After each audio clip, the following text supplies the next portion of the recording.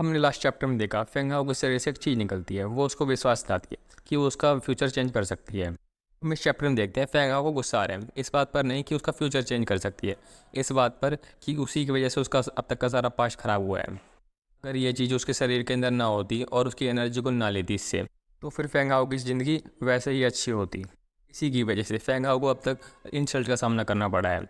अगर ये इसकी ज़िंदगी से निकल जाएगी तो वैसे इसकी ज़िंदगी ठीक हो जाएगी, और ये चाहता है कि उसकी ज़िंदगी से निकल जाए। चीखते हुए उसकी आँख खुल जाती है और वो देखता है मैं अपने कमरे के अंदर हूँ। फेंग हाओ देखता है एक उसी कमरे में लेडी आई है, ये लेडी कोई और नहीं, ये उसकी माँ है। देखती हैं कि फेंग हाओ जग चुका है, उससे बोलती हैं कि आगे से इतनी ज़्यादा प्रैक्टिस मत करना, इसी की वजह से तुम बेहोश हो गए थे। फेंग हाओ मन ही मन कहता है कि मैं अपने आप बेहोश नहीं हुआ था, मुझे देयिंग ने बेहोश किया था मारकर। माँ से कहता है मैं ठीक हूँ, ये बताइए मुझे यहाँ पर किसने छोड़ा। यहाँ पर फेंग यू स्कूल की मास्टर देयिंग छोड़ कर गई थी, और जब भी तुम उनसे मिलो उनको थैंक्स जरूर बोलना। अगर फेंग हाओ को पता है कि वो उसको यहाँ पर छोड़कर नहीं जाएगी, वान सिंह ने उसको जरूर रिक्वेस्ट की होगी इसको यहाँ पर छोड़ने के लिए। वो अपनी माँ से कहता है माँ मैं ऐसे लोगों को पसंद नहीं करता, और थैंक्स बोलना तो बहुत दूर की बात है। पीछे से फेंग हाओ के पिता आ जाते हैं और उसे बोलते हैं कि ऐसी बातें मत करो। वो कहते हैं कि वान सिंह को मास्टर देयिंग ने अपना स्टूडेंट बना लिया है, और वो फेंग मार्शल आर्ट स्कूल से आती है, और फेंग यू स्कूल से सिलेक्ट किया जाना ही हमारी सिटी के लिए बहुत ज़्यादा बड़ी बात है। इसीलिए हमारी सिटी जूलान में बहुत बड़ा फंक्शन है इसी के लिए।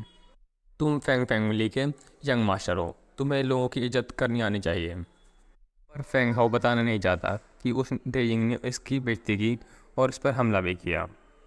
उसके पिता उसके कंधे पर हाथ रखते हुए बोलते हैं कि मुझे नहीं पता तुम्हारे साथ क्या हुआ है, मगर एक बात हमेशा याद रखना कि फेंग फैमिली के लोग कभी भी किसी के आगे अपना सर नहीं झुकाते। और फेंग हाओ इस पर बोलते हैं कि फादर मैं इस बात को हमेशा याद रखूँगा। और हमें नेक्स्ट सीन में दिखाया जाता है कि बड़े से हॉल में कई सारे लोग बैठे हुए हैं और वो लोग आपस में बातें कर रहे हैं। एक व्यक्ति वान फैमिली को कॉन्ग्रेचुलेट करते हुए कहता है यूलान सिटी से Feng Yu martial art school में जाने वाली पहली लड़की तुम्हारे खानदान की होगी। तो दूसरा व्यक्ति बोलता है कि ये बहुत अच्छी बात है, हमारी सिटी में फ्यूचर जनरेशन बहुत अच्छी है। इस पर वांसी के पिता बोलते हैं कि तुम्हारा सन भी बहुत ज़्यादा टैलेंटेड है, वो भी जल्द ही Feng Yu martial art school में जल्द ही एडमिट हो जाएगा। यिंग उसकी बात में सहमति जताते हुए बोलती है कि हाँ वो बच्चा टैलेंटेड है और उसे जल्द ही स्कूल में सिलेक्ट कर लिया जाएगा। गार्ड गेट पर जो खड़े हैं वो फेंग फैमिली के आने पर लोगों को चिल्ला के बताते हैं कि फेंग फैमिली यहाँ पर आ चुकी है।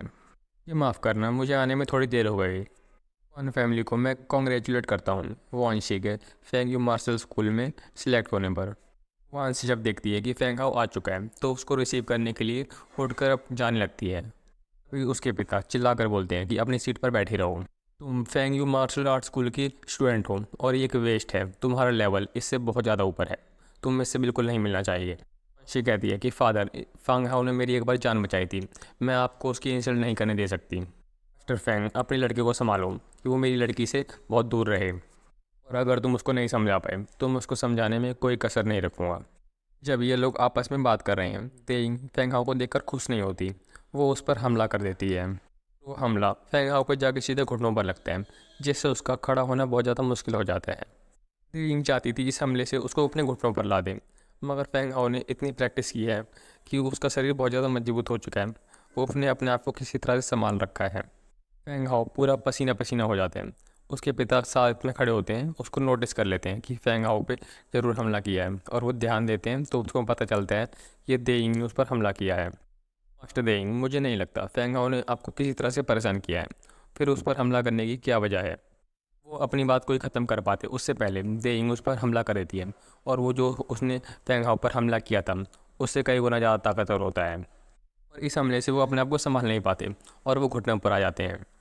पार्टी में आया कोई भी व्यक्ति मास्टर देयिंग को नहीं रोकता, क्योंकि वो उनकी हिट लिस्ट में नहीं आना चाहता।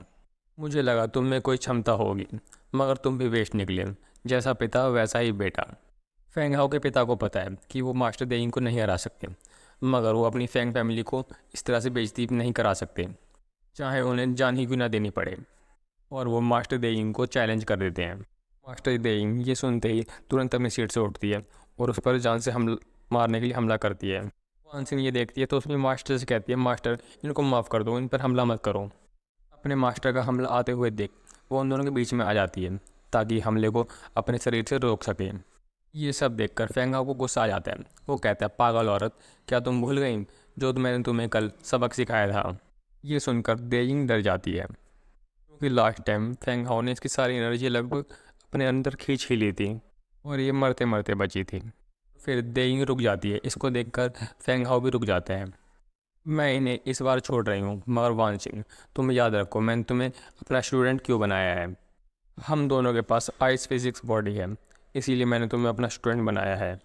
अगर तुम इसी तरह से एक्टिंग करती रहोगी तो फिर मुझसे प्रेम की उम्मीद मत करना। मास्टर यंग, वो अभी बची है, उसको माफ़ कर दीजिए। ये बात सुनकर लोग आपस में बातें करने लगते हैं जब उनको पता चलता है कि इसके पास आइस फिजिक्स बॉडी है, क्योंकि जिनके पास स्पेशल फिजिक्स बॉडी होती है उनका फ्यूचर बहुत अच्छा होता है। लोग आपस में बातों में लगे होते हैं। इस पर फेंग हाओ गुस्से में बोलता है, पागल औरत, मुझे पता है मैं अभी तुमसे नहीं लड़ सकता, मैं कमज़ोर हूँ, मगर जो तुमने आज मेरी बेइज्जती की है और मेरे परिवार की बेइज्जती की है, 3 साल बाद मैं उसका बदला तुमसे ज़रूर लूँगा, सूद समेत। देयिंग कहती है, मुझे 6 साल का समय लगा ग्रेट मार्शल मास्टर बनने में, और तुम मुझसे कह रहे हो कि तुम मुझे 3 साल में हराओगे। तुम लगता है पागल हो गए हो। पागल औरत, मैं तुम्हारा कोई फ़ायदा नहीं उठाना चाहता, इसलिए मैंने तुम्हें 3 साल का समय दिया है। अगर 3 साल बाद तुमने मेरा चैलेंज एक्सेप्ट नहीं किया तो जहाँ भी तुम मुझे दिखोगी वहीं पर तुम्हें मार दूंगा। Thank you for listening till the end.